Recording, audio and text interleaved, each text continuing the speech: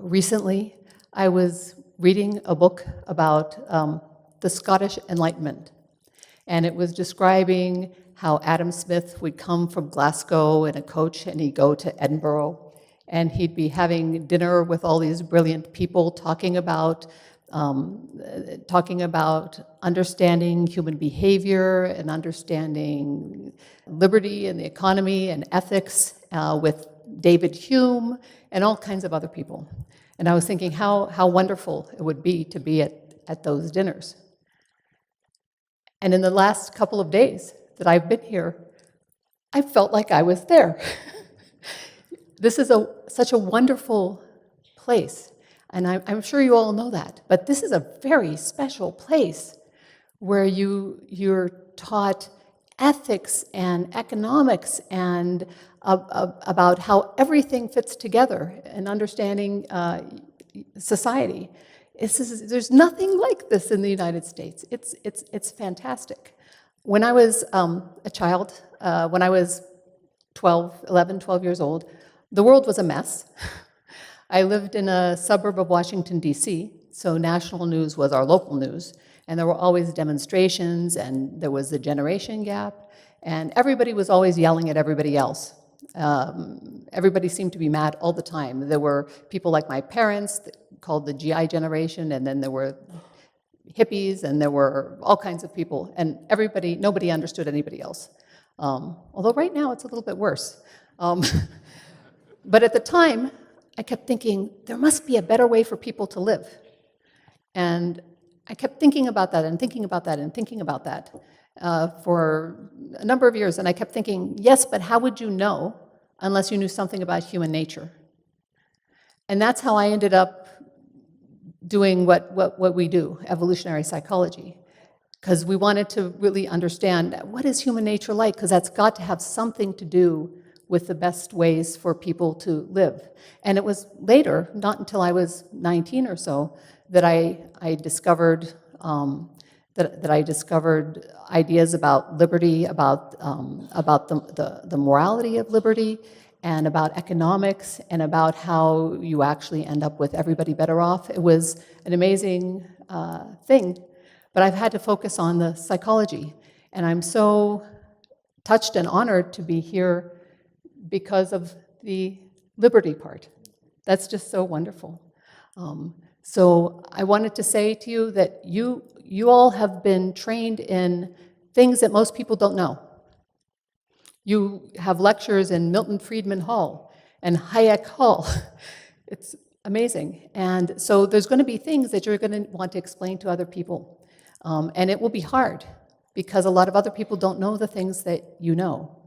And what I've learned over the years is that you just have to keep having the conversation with respect for the other people who disagree with you, and just in a respectful way, as even if somebody's yelling at you, just tell them as clearly as you can what you think and what you know, and everything will be okay. Whether it's conflictual or not, everything will eventually be okay. So congratulations. This is wonderful. Thank you.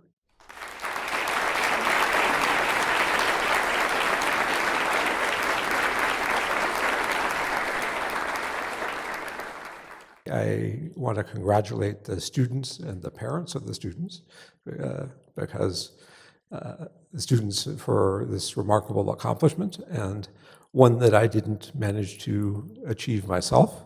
I did not graduate with magna or summa, and so not that. Anyway, but I would say, surpassing me is not such a great thing, but what you've done is great. It's represents a lot of hard work, and also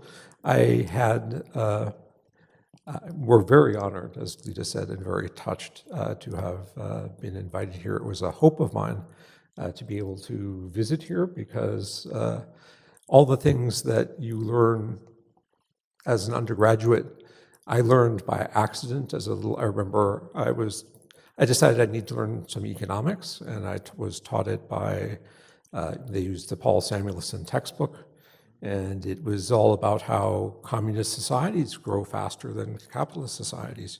And there was these graphs which showed it, right? And And that didn't seem quite right to me, but I had to think through was there some error? What was the error? Because they had all sorts of complicated mathematical proofs, right? And but then there was a little fragment of Frederick Bastiat about that was just included for fun, right? But it was about they had different gauges on the railways between France and Spain, and so they had to unload everything at the border and then reload it on the other train because the trains couldn't go direct because the wheels were different distances apart.